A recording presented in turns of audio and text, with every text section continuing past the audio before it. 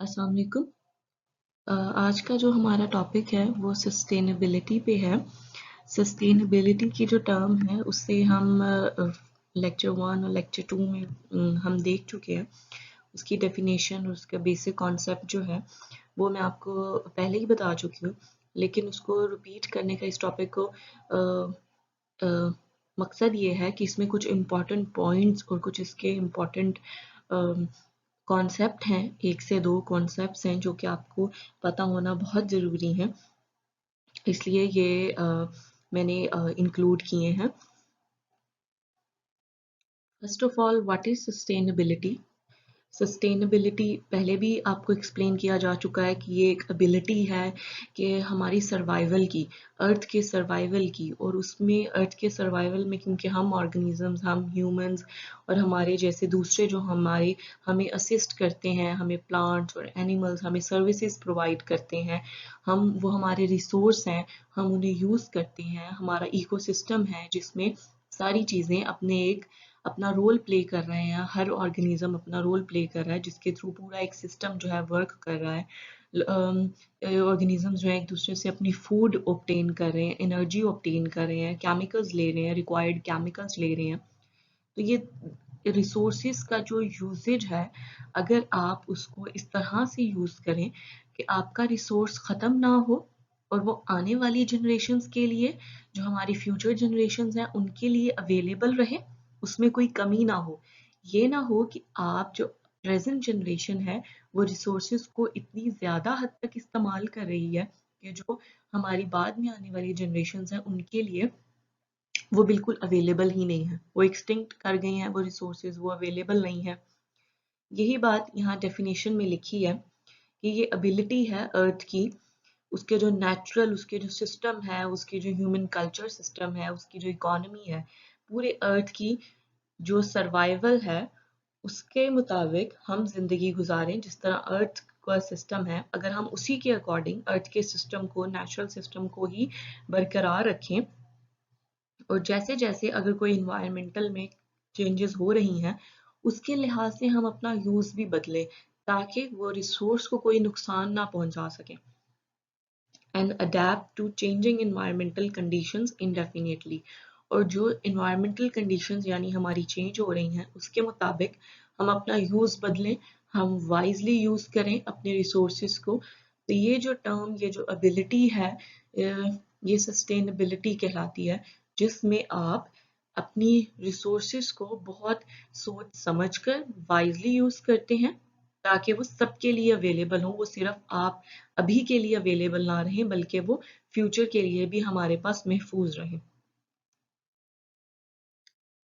Natural capital जो है ये हमारा सस्टेनेबिलिटी से रिलेटेड एक बहुत ही इम्पॉर्टेंट कंपोनेंट है, और ये एक बहुत इम्पॉर्टेंट उसका कॉन्सेप्ट है, नेचुरल कैपिटल।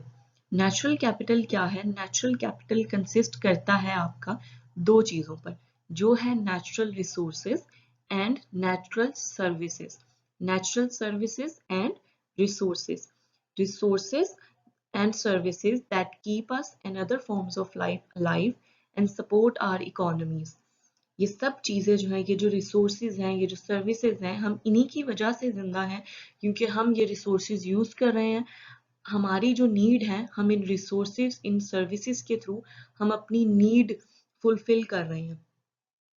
वो बेशक हमारी इकोनॉमी की नीड हो, यानी हमें अपना फाइनेंशियली अपने आप को स्ट्रॉन्ग करना हो, या हमें हमें अपनी फूड, अपनी एनर्जी के लिए हमें मुनहसर होना हो।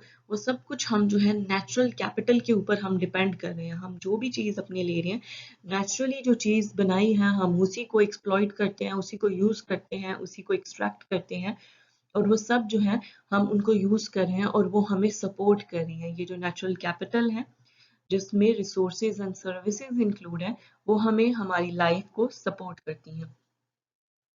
डिटेल में बताया है कि नेचुरल रिसोर्सेज क्या है। Natural resources are materials and energy in nature that are essential और यूजफुल टू ह्यूमंस। कोई भी ऐसा मटेरियल या एनर्जी जो कि ह्यूमन यूज कर रहे हैं, यूजफुल टू ह्यूमंस है, वो रिसोर्स कहलाएगा। ये रिसोर्स क्या हो सकते हैं? these resources are often classified as renewable और non-renewable. Renewable resources कौन से हैं? Renewable air, water, soil, plants and wind, जो कि कभी ख़त्म नहीं हो रहे, renew हो जाते हैं हमारे पास, हम उन्हें जितना भी यूज़ करें। आप देखते हैं कि एयर, आप जितना भी एयर में सांस लें, कभी भी एयर ख़त्म नहीं हो जाती, वो आपके पास लंबे अरसे से प्रेजेंट है और प्रेजेंट रहती है, और अभी तक प्रेजेंट है और पहले भी थी और आगे भी रहेगी, क्योंकि ये एक रीन्यूएबल रिसोर्स है और ये नेचुरल कैपिटल का हिस्सा है, ये नेचुरली एक चीज एग्जिस्ट कर रही है। और इसी तरह नॉन रीन्यूएबल रिसोर्सेज कौन से हैं? कॉपर, ऑयल एंड कोल, जैसे कि ये सब जो हैं मिनरल्स हैं या मेटल्स हैं जो कि हम ज़मीन से या रॉक से, ज़मीन से, सॉइल से या चट्टानों से हम एक्सट्रैक्ट करते हैं, निकालते हैं माइनिंग के थ्रू, तो ये नॉन रीन्यूएबल रिसोर्सेज हैं। ये या तो रीन्यू ही नहीं होंगे या इनको बहुत लंबा अरसा लगता है दोबारा बनने के लिए। ये रीन्यूएबल एंड नॉन रीन्यूएबल का कॉन्सेप्ट भी हम पहले डिस्कस कर चुके हैं, लेकिन ये यहाँ पर फिर से एक दफ़ा हमने इसको डिस्कस कर लिया है। Natural services and ecosystem services, जो नेचुरल सर्विसेज हैं हम उन्हें इकोसिस्टम सर्विसेज भी कह सकते हैं। They are functions of nature such as purification of air and water, यानी ये जो सोर्सेज, ये जो रिसोर्सेज हैं हमारे पास, वो जो काम अंजाम दे रहे हैं, वो जो सर्विसेज क्या हैं? एक्टिविटीज, काम जो कि वो कर रहे हैं। रिसोर्सेज जो भी काम हमारी लाइफ को सपोर्ट करने के लिए, ह्यूमन सिस्टम को, ह्यूमन इकोनॉमी को, ह्यूमन फूड को, ह्यूमन को बेसिकली सपोर्ट करने के लिए नेचुरल रिसोर्सेज जो भी फंक्शंस, जो भी सर्विसेज हमें प्रोवाइड करते हैं, वो हमारी नेचुरल सर्विसेज होती हैं। जैसे एयर एंड वाटर प्रेजेंट है, purification of air and water क्या है? वो उसकी सर्विस है, ये हमारी नेचुरल सर्विस कहलाएगी। Ecosystems provide us with these essential services at no cost, ये ऑटोमेटिकली एक चीज़ है जो कि आपको प्रोवाइड कर दी जाती है और इसमें आपका कोई हमें कुछ फ्री ऑफ कॉस्ट है, जो कि नेचुरली अल्लाह ताला की तरफ से ये हमें अता करदा चीज़ें हैं। ये कॉन्सेप्ट जो है फर्दर आपका एक्सप्लेन हो जाएगा। नेचुरल कैपिटल जो है वो दो चीज़ों से मिलकर बेसिकली बना है, ये पिक्चर ये दिखा रही है, natural resources and ecosystem services, या जिन्हें हम नेचुरल सर्विसेज भी कह सकते हैं, और वो मिलकर नेचुरल कैपिटल कहलाती हैं। ये पिक्चर फर्दर इस कॉन्सेप्ट को क्लियर करेगी कि नेचुरल कैपिटल क्या है। Natural capital is equal to natural resources plus services, इन दोनों का मजमुआ है नेचुरल कैपिटल। अब इस पिक्चर में जो ब्लू पार्ट है, जो ब्लू बॉक्सेस हैं, वो आपके रिसोर्सेज हैं और जो येलो बॉक्सेस हैं वो आपकी सर्विसेज है। अब ब्लू बॉक्स में क्या क्या है? ब्लू बॉक्स में एयर है, आपका रिसोर्स है, वाटर है, ये आपका रिसोर्स है, नॉन रीन्यूएबल मिनरल्स हैं जो कि आप जमीन से या रॉक से निकालते हैं, आयरन एंड सैंड, सॉइल आपका रिसोर्स है, लैंड आपकी रिसोर्स है, लाइफ, बायोडाइवर्सिटी, डिफरेंट जो आपके पास प्लांट्स हैं, एनिमल्स या माइक्रो ऑर्गेनिजम्स की स्पीशीज हैं, वो बायोडाइवर्सिटी कहलाएगी, वो लाइफ है, वो हमारा रिसोर्स है। रीन्यूएबल एनर्जी जिसमें सन भी शामिल है, विंड, एयर, वाटर, ये सब क्या है? हमारा रीन्यूएबल रिसोर्स है। इसी तरह non renewable energy, fossil fuels जो हैं वो भी हमारा रिसोर्सेज में शामिल होते हैं। अब इनकी सर्विसेज क्या हैं? अब जो एयर है वो क्या सर्विसेज प्रोवाइड करती है? वो हमें प्योरीफाइड एयर हमें सांस लेने के लिए प्रोवाइड करती है। वो एयर जो है क्लाइमेट कंट्रोल करती है, एयर हमें प्रोटेक्शन दे रही है यूवी रेज से, जो कि हमारे लिए नुकसानदेह हो सकती है। वो ओजोन लेयर जो है एयर में प्रेजेंट, उसने उन हार्मफुल सन रेज को हमारी तरफ पहुंच नहीं देती, तो ये उसकी सर्विस है, वो ये काम कर रही है, एयर ये सर्विसेज हमें प्रोवाइड कर रही है।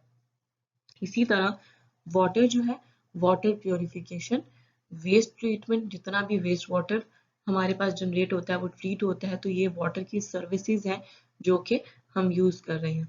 इसी तरह soil renewal, food production, nutrient recycling, यानी एक जो चीज़ आपके ये फर्दर हम कॉन्सेप्ट पढ़ेंगे नेक्स्ट कुछ स्लाइड्स में, ये क्लियर हो जाएगा।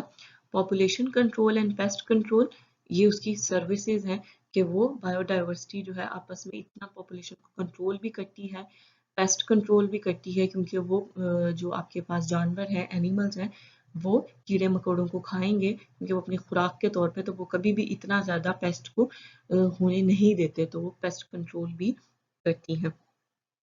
तो ये पूरा कॉन्सेप्ट जो है नेचुरल कैपिटल का है कि नेचुरल रिसोर्सेज क्या हैं और सर्विसेज वो हमें, वही जो रिसोर्स हैं वो हमें कौन कौन से फंक्शंस या सर्विसेज प्रोवाइड कर रहे हैं। नेक्स्ट आपके पास डिफरेंट प्रिंसिपल्स हैं सस्टेनेबिलिटी के, जिसमें से सबसे पहला आपके पास है रिलायंस ऑन सोलर एनर्जी, कि हम सोलर एनर्जी पर कितना डिपेंड करते हैं उसकी अवेलेबिलिटी पर। The sun warms the planet and supports photosynthesis used by plants to provide food for themselves and for us and most other animals. हमें पता है कि सूरज की जो शुआएं हैं वो हमारी ज़मीन को गर्म करती हैं और पौधे जो हैं सूरज की एनर्जी से अपनी खुराक तैयार करते हैं, और वो जो पौधे हैं वो अपनी खुराक तैयार करते हैं और वो पौधे बाद में बहुत से एनिमल्स भी खाते हैं, और हम जो है ह्यूमंस जो हैं वो भी उन एनिमल्स को या प्लांट्स को कंज्यूम करते हैं। और जो प्लांट्स का फूड प्रिपेयर करने का उनका जो प्रोसीजर है जिसे हम फोटोसिंथेसिस कहते हैं, तो ये हम सब जो है बहुत हद तक सोलर एनर्जी पर डिपेंड कर रहे हैं। तो हमें इसका यूज़ वाइजली करना है, उस पर डिपेंडेंस है लेकिन उसको वाइजली उसका यूज़ है। बायोडाइवर्सिटी, बायोडाइवर्सिटी आपके पास जितनी भी डिफरेंट स्पीशीज जो कि एक जगह पर मिलकर रह रही हैं वो डिफरेंट एनिमल्स की हो सकती हैं, डिफरेंट प्लांट्स की हो सकती हैं, डिफरेंट माइक्रो ऑर्गेनिजम्स की हो सकती हैं, वो बायोडाइवर्सिटी में शामिल होंगी। The astounding variety of different organisms, यानी बहुत ज़्यादा लार्ज अमाउंट में, क्वांटिटी में आपके पास डिफरेंट ऑर्गेनिजम्स प्रेजेंट होते हैं, उनके अंदर डिफरेंट प्रॉपर्टीज होती हैं, उनके अंदर डिफरेंट कैरेक्टरिस्टिक्स प्रेजेंट होती हैं, और वो एक इकोसिस्टम है जिसमें वो सब एग्जिस्ट करते हैं। जैसे एक फॉरेस्ट है उसमें बहुत सारे जानवर और बहुत सारे पौधे एक साथ एग्जिस्ट कर रहे होते हैं, तो वो उनका इकोसिस्टम है। And the natural services they provide have yielded countless ways for life to adapt to changing environmental conditions throughout the earth's history. और वो जो प्लांट्स हैं या वो जो एनिमल्स, वो जो बायोडाइवर्सिटी है जिसे हम कह रहे हैं, डिफरेंट एनिमल्स एंड प्लांट्स की स्पीशीज को हम बायोडाइवर्सिटी कह रहे हैं, वो हमें डिफरेंट सर्विसेज भी प्रोवाइड करती हैं, डिफरेंट सर्विसेज प्रोवाइड करती हैं जो कि हम यूज करते हैं उनकी सर्विसेज को, और वो जैसे जैसे, और वो हमें काउंटलेस वेज में हमारे लिए मुफीद है, हमें सर्विसेज प्रोवाइड करते हैं। और जब से हमारे पास अर्थ, हमें पता है कि पहले के ज़माने में भी लोग जानवरों का शिकार करते थे अपनी खुराक हासिल करने के लिए, इवन अपने कपड़े बनाने के लिए भी वो जानवरों के खाल यूज़ कर लेते थे, पौधों का इस्तेमाल कर लेते थे, उसके पत्तों का इस्तेमाल कर लेते थे। तो हमेशा से अर्थ की हिस्ट्री से प्लांट्स और एनिमल्स, यानी जो बायोडाइवर्सिटी है, उसने हमें बहुत सपोर्ट किया है हमेशा। जैसे जैसे इन्वायरमेंट चेंज हुआ है उसका यूज़ भी डिफरेंट होता गया है, लेकिन उसने हमें हमें अपनी बहुत सारी सर्विसेज प्रोवाइड की हैं। नेक्स्ट है पॉपुलेशन कंट्रोल, कि सस्टेनेबिलिटी का एक कॉन्सेप्ट ये भी है कि पॉपुलेशन में कंट्रोल होना चाहिए, ताकि इतनी ज़्यादा पॉपुलेशन ना हो कि वो रिसोर्सेज को बहुत ज़्यादा एक्सट्रैक्ट करें अनलिमिटेड तौर पे। Competition for limited resources among different species places a limit on how much their populations can grow। यानी जब आपके पास लिमिटेड रिसोर्सेज होते हैं, जब आपके पास खाने को ज़्यादा नहीं होता, तो आप हमेशा कोशिश करेंगे ना कि आपकी आबादी कम हो, आपके पास पॉपुलेशन कम से कम हो जो कि उन रिसोर्सेज को इस्तेमाल करें, क्योंकि आपके पास ऑलरेडी कम वसाइल हैं, कम रिसोर्सेज प्रेजेंट हैं।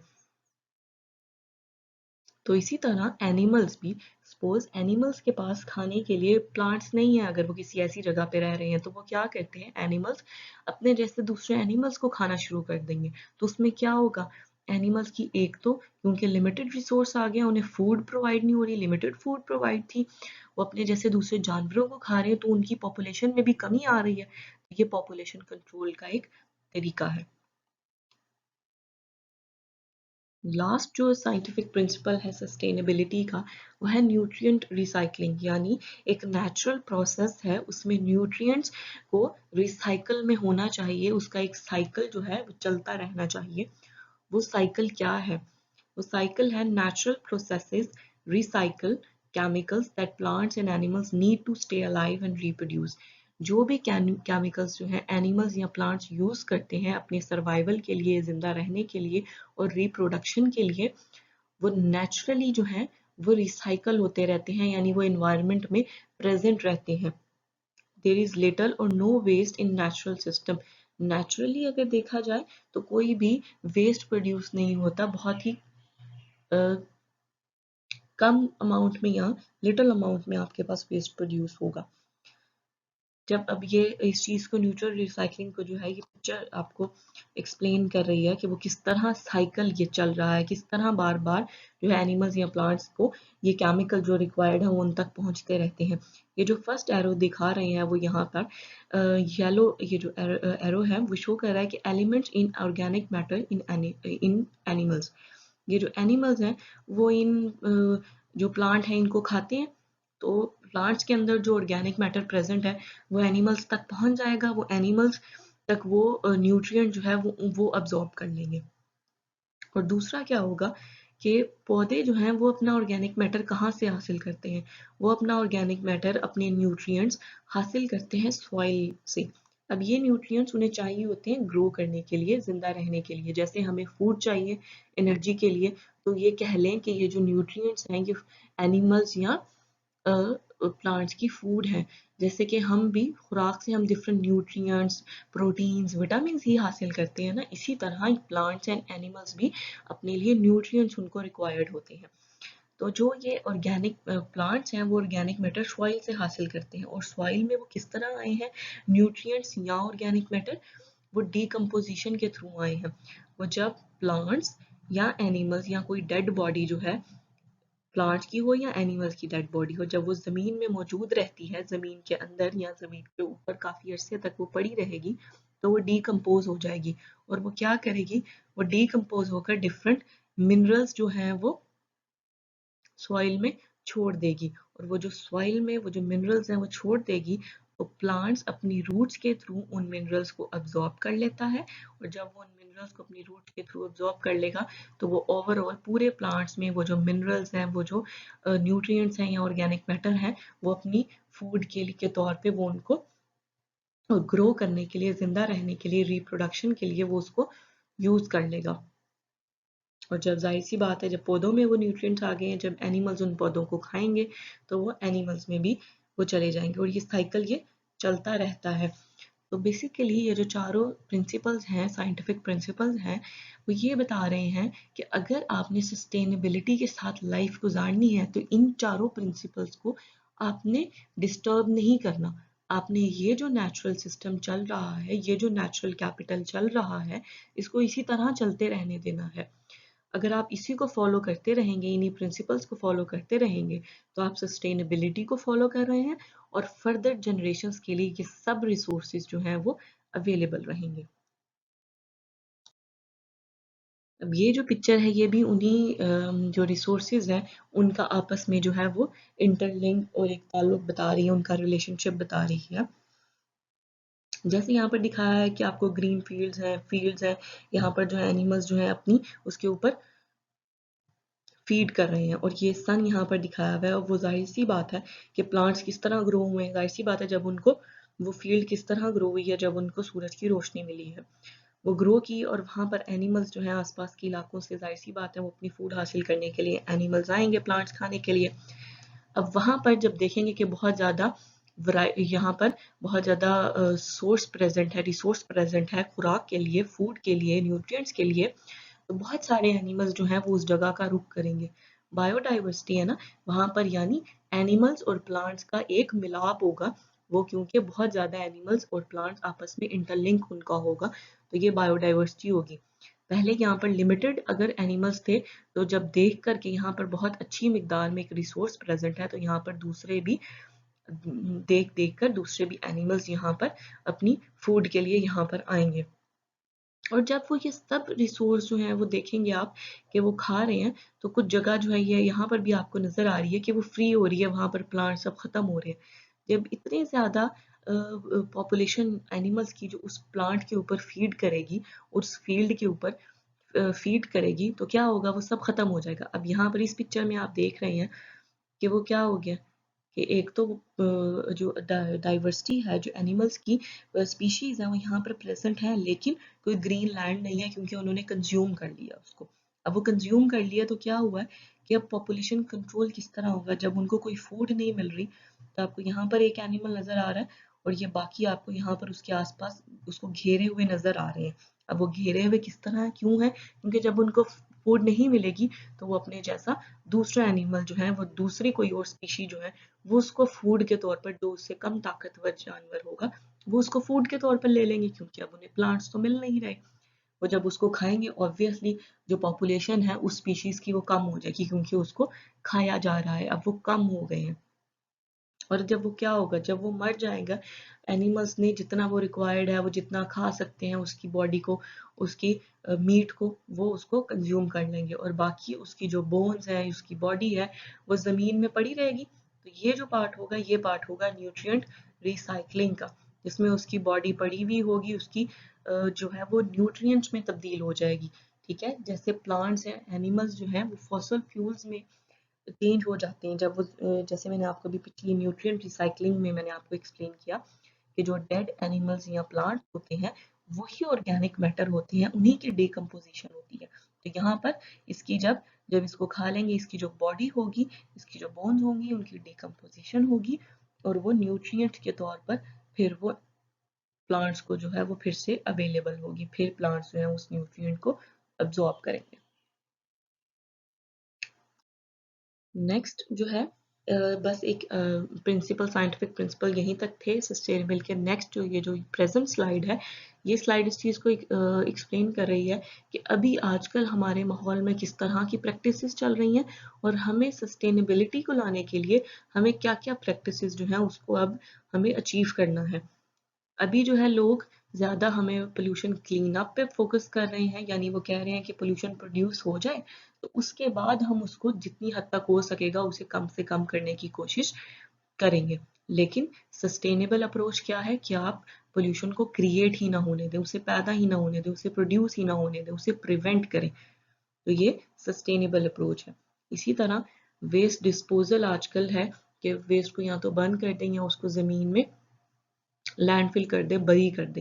लेकिन उसकी बजाय अगर आप वेस्ट को पैदा ही ना होने दें, कम से कम वेस्ट को रिसाइकल करें, रीयूज करें, ताकि जो आपके पास वेस्ट की जनरेशन है वो उसकी प्रिवेंशन हो सके और वो कम से कम जितना हो सकता है और या वो एलिमिनेट ही हो जाए। प्रोटेक्टिंग स्पीशीज, लोग जो है प्लांट्स या एनिमल्स की स्पीशीज को प्रोटेक्ट करने की कोशिश करते हैं। हालांकि जो सस्टेनेबल वे है कि हमें हैबिटेट को, यानी जहाँ पर आपकी प्लांट्स या एनिमल्स की स्पीशीज है उनका घर, हम उनका घर सेफ रखेंगे, उन्हें उनकी मुताबिक रखेंगे, फिर वो जानवर ऑटोमेटिकली, वो स्पीशीज, वो प्लांट्स खुद ब खुद सेव हो जाएंगी। इसी तरह इन्वायरमेंटल डिग्रेडेशन के ऊपर फोकस है, लेकिन आप ये नहीं कह रहे कि हमें इसको रिस्टोर करना है, हमें इसको बल्कि रिस्टोर करके इसको इसकी ओरिजिनल कंडीशन में वापस लाना है और यही एक सस्टेनेबल वे है। इंक्रीजिंग रिसोर्स यूज, रिसोर्स का यूज बढ़ रहा है, जबकि हमें क्या करना चाहिए कि हमें उसको यूज तो कर रहे हैं लेकिन उसको वेस्ट नहीं करना, कि हम उसको इतना यूज करें कि वो हमें उसकी इतनी ज़रूरत भी नहीं है रिसोर्स की, जितना हम उसको एक्सट्रैक्ट कर रहे हैं और यूज कर रहे हैं और बाद में वो वेस्ट में जा रहा है, तो उसको वेस्ट होने से बचाना है। पॉपुलेशन ग्रोथ की तरफ एक ध्यान है, लेकिन हमें स्टेबलाइज्ड करने की तरफ भी पॉपुलेशन को देखना चाहिए।